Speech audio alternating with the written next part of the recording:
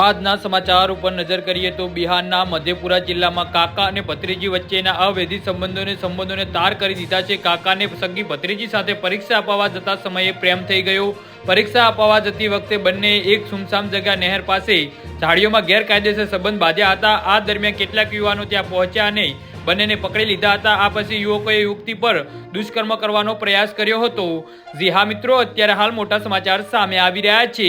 યુવકના આ કૃત્યનો વિડીયો પણ social media પર વાયરલ થઈ રહ્યો છે। એવું કહેવામાં આવી રહ્યું છે કે પીડિતાનું મૃત્યુ શંકાસ્પદ સંજોગોમાં થયું છે।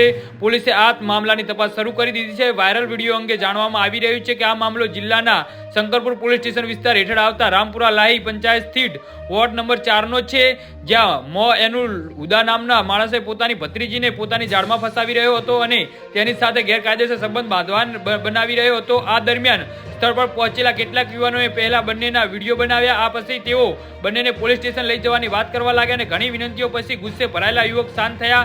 આ ઘટના 25 જાન્યુઆરીના રોજ બની હોવાનું કહેવાય છે। જી હા મિત્રો, તો આના વિશે તમારું શું કહેવું છે તો નીચે મારી કમેન્ટ બોક્સમાં જરૂરથી જણાવજો। વિડીયો પૂરો જોવા બદલ આભાર।